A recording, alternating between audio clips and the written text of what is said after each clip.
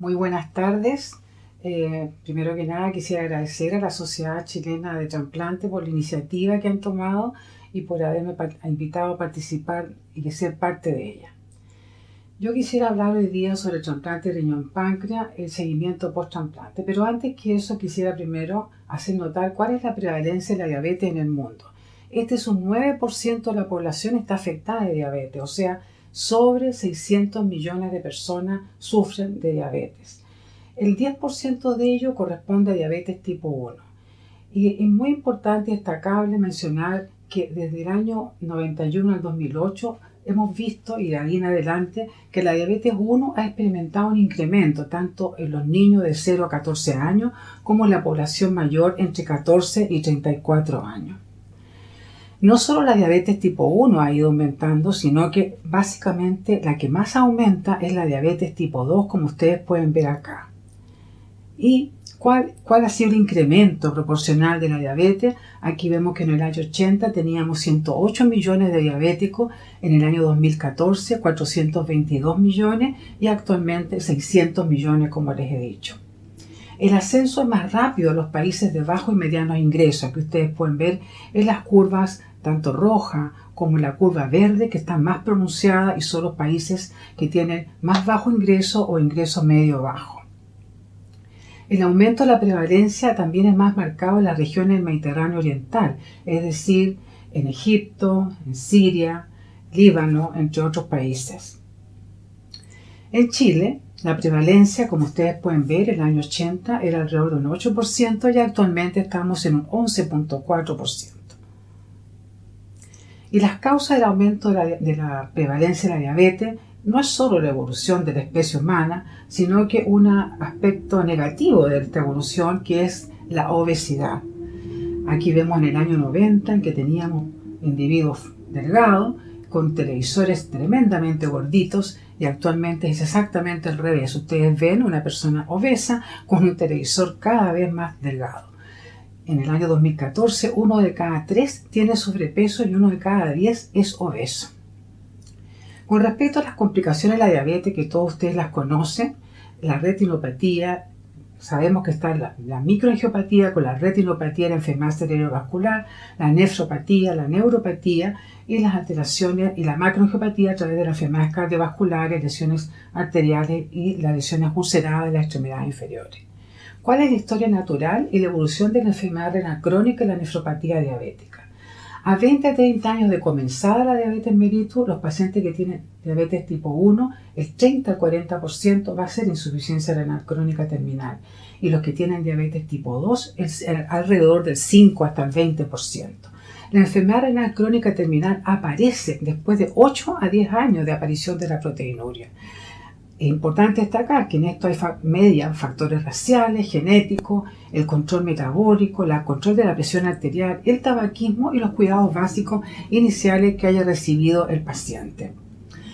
¿Es posible quebrar esta evolución natural? Sí, es posible. Este es un trabajo ya del año 2005, en los finlandeses demostraron, en el registro finlandés, se siguieron pacientes diabéticos, 20.000 pacientes diabéticos que eran menores de 30 años, pacientes diabéticos tipo 1, y fueron seguidos por 37 años. Y solo 632 personas llegaron a insuficiencia renal crónica terminal. Y esto significó 2,2% a 20 años y 7% a 30 años cuando hubo un mejor control glicémico. O sea, es posible disminuir la prevalencia de diabetes de 2 a 2,2 a 20, a 7 a 30 años versus 17% de los reportes anteriores o 30 o 40 como ya les había mencionado. ¿Cuál es la principal causa por lo cual los pacientes llegan a las terapias de sustitución o diálisis o trasplante? Es la nefropatía diabética. Esta es una estadística argentina. El 35% de los pacientes que ingresan a diálisis sufren de nefropatía diabética. En Puerto Rico esto es 66%, en México el 62%, en Colombia casi 43%. Los países que tienen menor incidencia de diabetes resultan ser Cuba con 26%, Uruguay con 23%. Y en Chile nuestra prevalencia es bastante alta, es un 37% de los pacientes que llegan a insuficiencia renal crónica lo hacen por diabetes. Y esto significa que tenemos en diálisis diabéticos tipo 1 alrededor de 685 personas y diabéticos tipo 2 alrededor de 4.500. O sea, tenemos más de 5.000 pacientes en diálisis que son diabéticos de esta población de 14.000 pacientes registrados el año 2017. Sin embargo, el análisis final del número de pacientes en diálisis el año 2017 fue 20.000 pacientes en diálisis. Si miramos de manera optimista, podemos decir que los pacientes en diálisis susceptibles de llegar a un trasplante de páncreas en Chile es alrededor de 300, o sea, al menos la mitad de los diabéticos tipo 1 y un pequeño porcentaje de los diabéticos tipo 2. Si bien es cierto que la evolución del trasplante renal en aquellos pacientes que es diabético, como ustedes pueden ver acá, es menor a 5 años que aquellos que sufren otras enfermedades de base como la enfermedad renal poliquística, la pielonefritis, la glomerulopatía, también es cierto que los pacientes diabéticos cuando se trasplantan tienen mejores expectativas de vida. ¿Qué significa esto? Aquí tenemos pacientes que no diabéticos y pacientes diabéticos que están enlistados para trasplante. Y estos son pacientes absolutamente comparables entre sí. Y vean ustedes que los pacientes que no se trasplantan versus aquellos que se trasplantan, ya sean no diabéticos o diabéticos, mejoran significativamente su expectativa de vida. Sube alrededor de 10 años para los no diabéticos y sube casi hasta 15 años para los diabéticos. O sea, la indicación de los diabéticos es trasplantarse mientras se pueda hacer. O sea, es importante destacar que los pacientes para llegar a un trasplante tienen que calificar para ello, pero mientras antes se plantee el trasplante, mientras antes se estudie y se pueda llevar a un paciente diabético al trasplante, es obligatorio hacerlo. En Chile, como ya recordábamos, 20.000 pacientes en hemodiálisis, pero solo el 10% está en lista de espera, y esto debería ser 30%.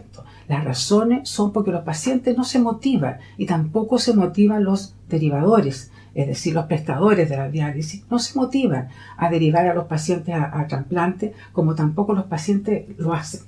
Por lo tanto, hay que motivarlo y estar siempre atento a que un paciente va a estar siempre mejor trasplantado que en diálisis. Es la medida, por cierto, que califique para un trasplante. ¿Cuáles son las expectativas de vida de un diabético tipo 1 que está con insuficiencia renal crónica terminal? En diálisis es 7,8 años. En trasplante renal con donante vivo es 18 años. En trasplante renal con un donante fallecido es de 11 años. Pero si se hace un trasplante combinado de páncreas-riñón, la expectativa es de casi 16 años. Y si es un trasplante de páncreas después de un trasplante de riñón exitoso, esto es 17 años. Se dobla la expectativa de vida. La mortalidad en hemodiálisis o en peritoneodiálisis a 5 años de los pacientes diabéticos es tremendamente alta, hay un 35%. Aquí vemos nuevamente comparando pacientes que se trasplantan de un trasplante combinado páncreas-riñón versus aquellos que siguen en lista de espera. Ustedes ven que a 4 años páncreas-riñón 91%, en cambio lista de espera tan solo 46% está de sobrevida. Estas son las modalidades de trasplante pancreático que ya fueron vistas previamente. Tenemos el trasplante combinado páncreas-riñón que corresponde al 83% de los pacientes que se realizan este tipo de terapia. Páncreas after kidney, después de un riñón, 12% después de un trasplante renal exitoso. Páncreas solo, 5%. Trasplante de islote que aún no ha tenido un surgimiento efectivo. Y el trasplante de riñón solo, que no deja de ser interesante para aquellos pacientes que no califican para un trasplante de páncreas, ya sea de vivo especialmente o si no de cadáver. ¿Cuál es el beneficio del trasplante combinado? El beneficio es el abandono inmediato de la necesidad de insulina y normalización de la glicemia. Esto ocurre en el pabellón. Apenas ocurre el desclampeo de la páncreas, inmediatamente la glicemia se normaliza y se acaba la infusión de insulina. Mejora la calidad de vida, mejora la sobrevida de los pacientes, también para la progresión de las complicaciones de la diabetes, que no son pocas, y protege al trasplante renal de la hiperglicemia, especialmente los trasplantes renales, que se trasplanta solo el riñón, la hiperglicemia persiste y puede llegar a dañar el riñón. ¿Cuál es la tasa de trasplantes renales o cuál es el número de trasplantes de páncreas, que se realizan a nivel mundial? Aquí vemos que el año 2004 eran alrededor de 23.000 trasplantes y actualmente son 40.000 trasplantes de páncreas, la mayoría en Estados Unidos y 7.000 en el resto de Europa. ¿Cuál es la tendencia? Aquí ven que la tendencia es en aumento para el trasplante simultáneo. Sin embargo, en la última década, al menos en Estados Unidos, esto tuvo un descenso, especialmente lo que se refiere a páncreas after kidney. Sin embargo, en el resto de los países de Europa, esto ha ido progresivamente subiendo. ¿Qué hay de la sobrevida de los pacientes? La sobrevida de los pacientes con cualquiera de las tres modalidades es bastante semejante. Aquí ustedes ven para el trasplante de páncreas solo, páncreas after kidney y el trasplante de riñón páncreas combinado. Vean ustedes que una sobrevida que es sobre 95% al año, sobre 80% a los 5 años, y para los 10 años tenemos una sobrevida que va del 70 a 74%, solo baja en la modalidad de páncreas after kidney. ¿Por qué se pierden los pacientes? ¿Por qué fallecen? Fallecen de enfermedades cardiovasculares. Recuerden que la diabetes es una enfermedad inflamatoria con importante daño cardiovascular en pacientes habitualmente asintomáticos, la neoplasia y las infecciones. El riesgo de morir de un paciente que se trasplanta con trasplante combinado es de 0,4 versus 0,75 si se trasplanta un donante cadavérico comparado con los pacientes que permanecen en lista de espera. Con respecto a la sobrevida de los injertos, aquí se puede destacar que la sobrevida es mejor en aquellos pacientes que se hacen un trasplante combinado, páncreas-riñón. La vida media es de 14 años para ello, con una longevidad máxima sobre 26 años. La vida media de un páncreas after kidney es de 7 años y el más longevo tiene 24 años. Y la vida media para los páncreas solos son 7 años con longevidad de 23 años. La sobrevida del injerto a 1 año del riñón es 95, del páncreas 86. A los 5 años el riñón 77, el páncreas 69. Y a 10 años la sobrevida del injerto renal es 60 y del pancreático es 53.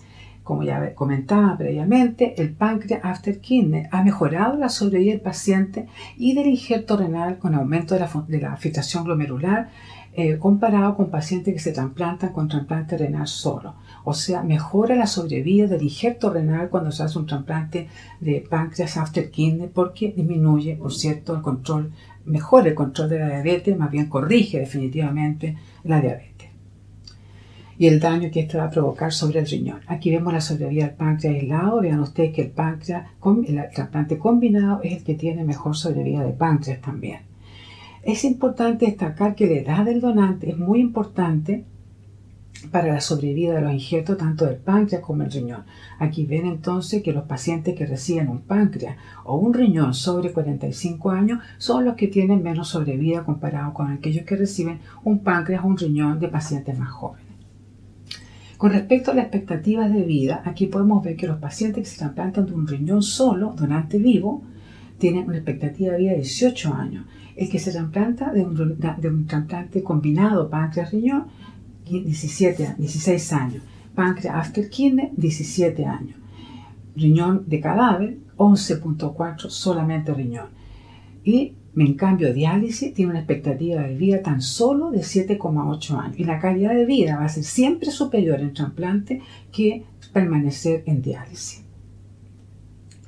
¿Cuál es la terapia de inmunosupresión que se utiliza en el trasplante páncreas?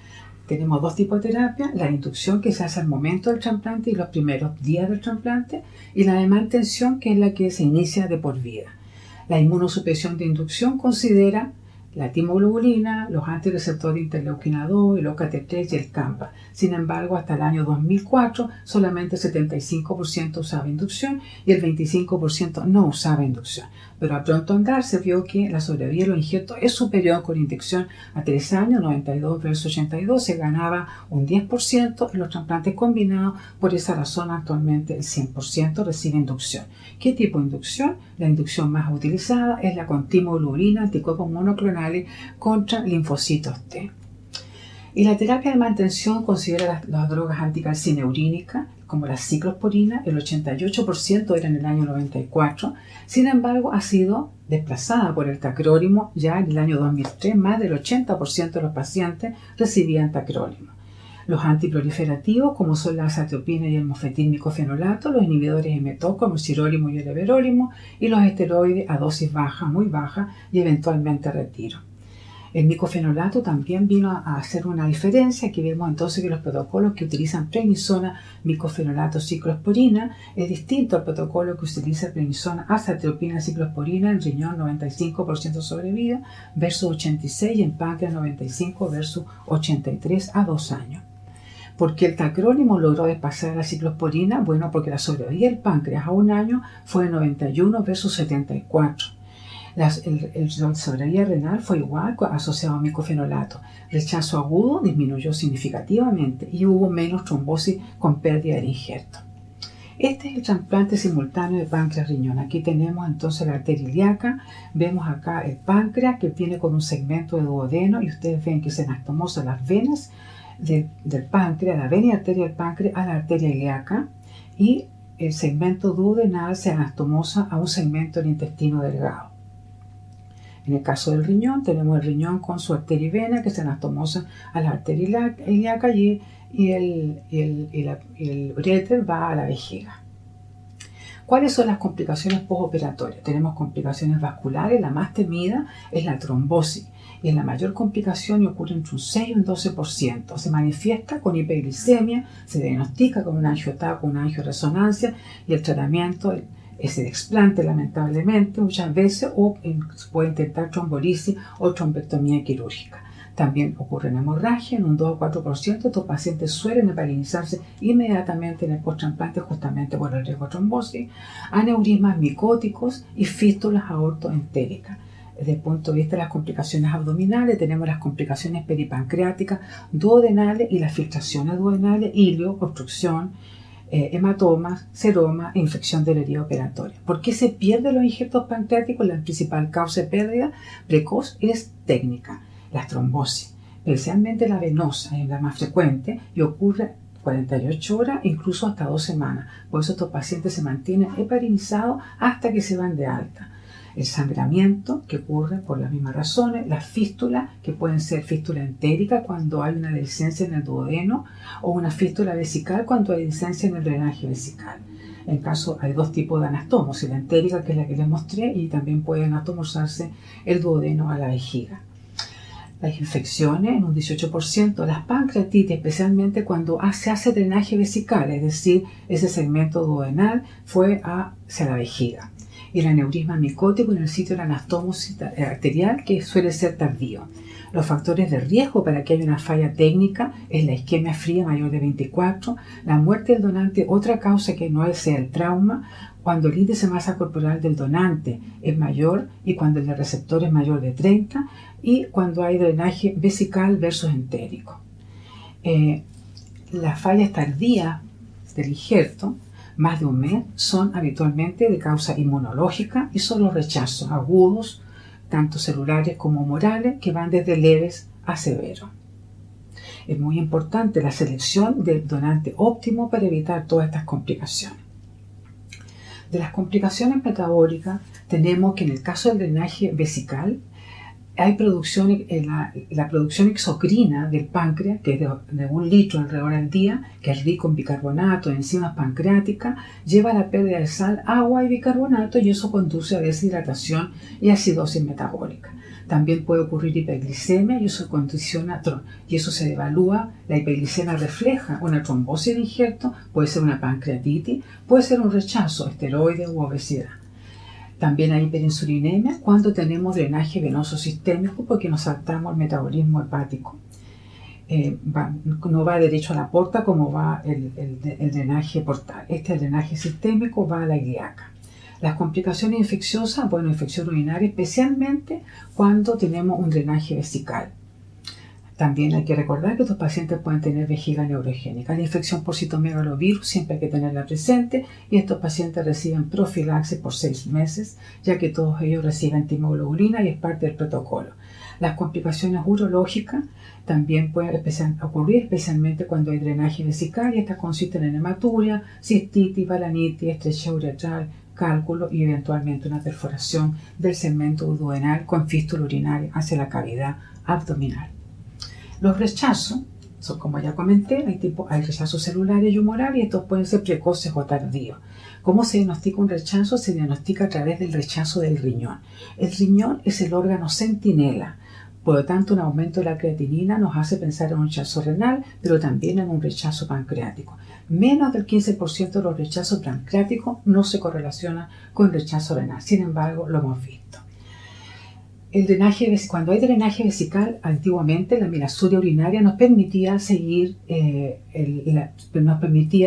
evaluar la posibilidad de un rechazo. Sin embargo, es poco confiable. La glicemia, cuando se eleva, ya es muy tardío. La milasa es muy específica. Por lo tanto, lo único que sirve es la biopsia del duodeno, la biopsia transduodenal del páncreas a través de citoscopía.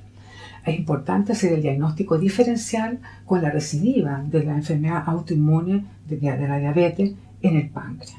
Y esto se hace por biopsia. Como dije, el diagnóstico histológico es fundamental, tiene patrones bien claros, ya puede ser celular, puede ser humoral. Y el tratamiento va a ser, en caso de celulares, esteroides hasta la timoglobulina cuando son corticoresistentes, y cuando un rechazo humoral son esteroides más inmunoglobulina a altas dosis, plasmaféresis, rituximab, bortezomib, carfilzomib o antirreceptor de interleuquina 6. ¿Cómo se hace el monitoreo post-trasplante? Bueno, se sigue la glicemia. La glicemia se sigue cada 1 hora por 8 horas, estrictamente. Luego cada 2 horas por 8 horas nuevamente y luego cada 6 horas. Se hace hemoglobina glicosilada y se mide péptido C al 7º día y al mes. Todas estas mediciones también podrían realizarse, sin embargo encarecen los costos y no las estamos realizando actualmente. De los efectos metabólicos del trasplante exitoso pancreático, en que se restaura la función de los islotes y el péptido C se eleva por trasplante. Tenemos un efecto agudo, que es el control inmediato de la glicemia con independencia de la insulina exógena. Hay un efecto crónico en que mejora tanto la nefropatía diabética, la neuropatía, la retinopatía y la macroangiopatía, como les voy a demostrar, y también mejora la calidad de vida. Control metabólico real. Hay una euglicemia inmediata, un control glicémico con independencia de la insulina exógena. La glicemia se normaliza en el pabellón. Se restaura la secreción de glucagón a estímulo de la glucosa oral o endovenosa, de la arginina y la secretina. Mejora los mecanismos contrarreguladores de hipoglicemia. Hay respuesta a glucagón y a la epinefrina. Se restaura la producción hepática de glucosa, se mejora el metabolismo proteico dependiente de insulina y se mejora el perfil lipídico. Aquí vemos en la retinopatía diabética cuando se comparan dos tipos de terapia insulínica, una terapia convencional y otra intensiva, publicada hace bastantes años en el New England año 93. Y se ve que un mejor control glicémico, es decir, menos hemoglobina glicosilada, se correlaciona con menos retinopatía diabética.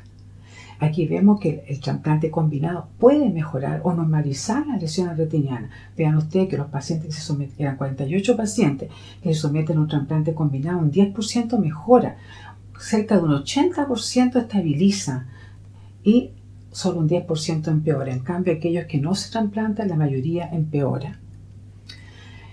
Ya vimos entonces que el control glicémico reduce el riesgo de retinopatía y el trasplante simultáneo páncreas-riñón, en comparación con el trasplante renal solo en diabéticos, ha demostrado menor daño retinal, evaluado por fundoscopía, y la necesidad de terapia con láser siendo de 31 versus 58% a 3 años. Es cierto, la retinopatía avanzada en el trasplante pancreático no tiene ningún efecto. Con respecto a la nefropatía diabética. La nefropatía diabética es un síndrome clínico, como todos ustedes saben, en el que hay albuminuria, disminución de la filtración glomerular, hipertensión y mayor riesgo cardiovascular. Ocurren cambios patológicos que hay remodelación glomerular, renovascular y túbulo intersticial, y aparece lo que se llama la esclerosis glomerular nodular o glomerulopatía diabética con los nódulos de Kimmel-Steve-Wilson. Aquí vemos entonces el glomérulo normal. Vean ustedes que la membrana basal comienza a ensancharse progresivamente, lo que está en rojo. Vemos que aumenta las células, proliferan las células mesangiales, aumenta la matriz, lo que está en rosa, y vemos que los podocitos también se alteran, llevando finalmente a atrofia podocitaria. Esto es un riñón con nefropatía diabética. Vean ustedes los nódulos densos, en las cuales hay células en la periférica, lo que permite diferenciar de otras glomerulopatías nodulares, como son la glomerulonefritis fibrilar y la amiloidosis, y este es un glomérulo normal. Aquí tenemos una fase más avanzada de la glomerulosclerosis diabética, en la cual hay nódulos importantes, nódulos extensos, y además hay depósitos hialinos en la arteriola aferente y eferente, que es típico de la nefropatía diabética, y aquí nuevamente tenemos un glomérulo normal. Nuevamente, en este mismo artículo del año 93 en el New England, se compara terapia intensiva versus convencional para la incidencia de nefropatía diabética, y vemos que los pacientes que utilizaron una terapia intensiva tenían menos porcentaje de pacientes con nefropatía diabética. Por tanto, el trasplante renal en diabético, solamente renal, sin trasplante combinado, tiene un mal control glicémico, ya que al contrario, se descontrola más la glicemia, ya que utilizamos drogas como los corticoides, como los anticalcineurínicos, que contribuyen a un mal control glicémico, y no hemos corregido la diabetes, salvo con insulina exógena. Y el 100% de estos pacientes reproducen la enfermedad, y esta reproducción comienza a los 2 años. La pérdida de injerto por recurrencia es inusual en forma temprana, pero más adelante esto va a ocurrir. Por lo tanto, es posible prevenir el desarrollo de nefropatía diabética en riñones trasplantados, pero con un trasplante combinado riñón-páncreas simultáneo. O como un trasplante de páncreas después de un riñón que ha sido exitosamente trasplantado. El trasplante de páncreas, más aún, el trasplante de páncreas aislado puede revertir las lesiones en la nefropatía diabética, pero la reversión requiere al menos un control glicémico más allá de 5 años. Este es el caso de una paciente que tiene un hombre de 33 años con una diabetes tipo 1 de 17 años y que se realiza un trasplante de páncreas aislado, solo, pero se biopsia el riñón al momento del trasplante. Y vean que él, al momento del trasplante del páncreas aislado, tenía una glomerulonefritis diabética, una glomerulopatía diabética con nódulos de Kimmel-Steel-Wilson bien claros. A los 5 años estos nódulos persisten, pero a los 10 años, con un control metabólico largo y sostenido, las lesiones nodulares y difusas muestran una marcada reducción.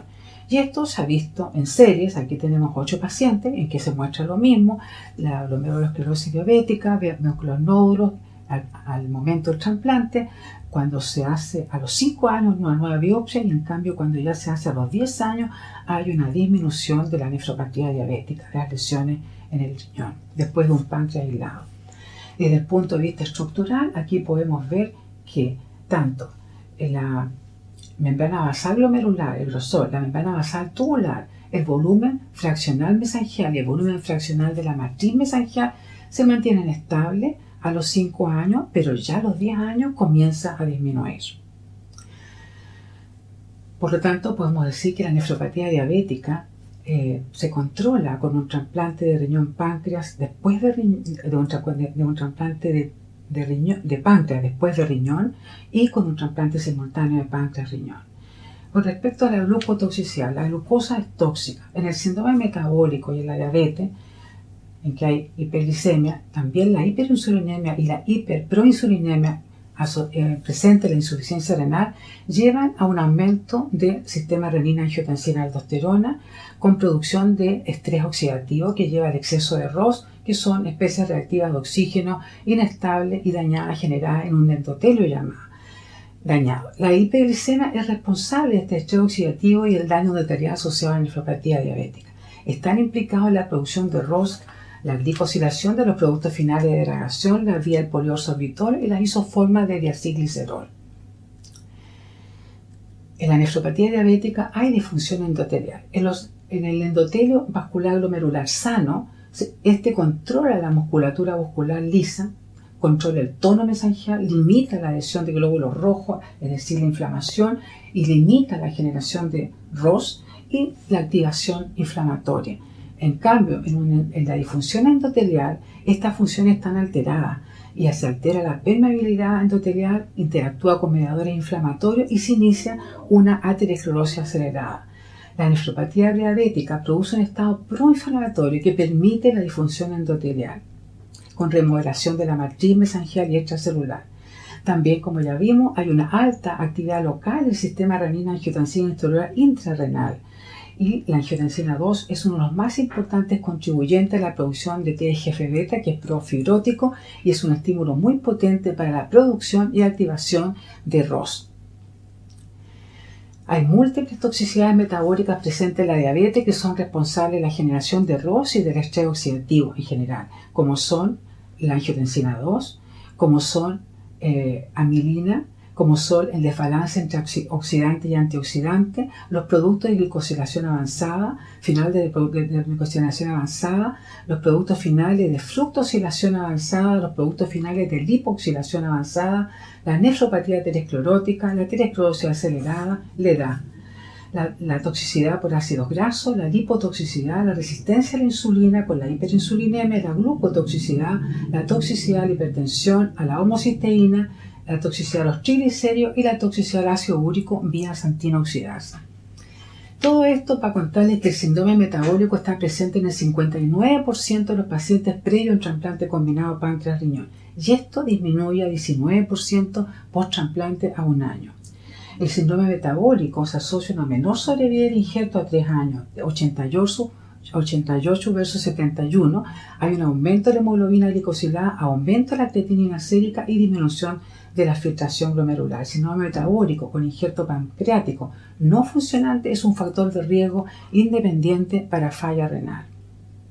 ¿Qué hay con respecto a la neuropatía diabética? Nuevamente el mismo estudio del año 93 en que se compara terapia intensiva versus convencional con insulina, podemos excluir a los pacientes con neuropatía avanzada, se puede ver que a 5 años la terapia intensiva tuvo menos manifestaciones clínicas, menos alteraciones de disautonomía y mejor los test de conducción nerviosa.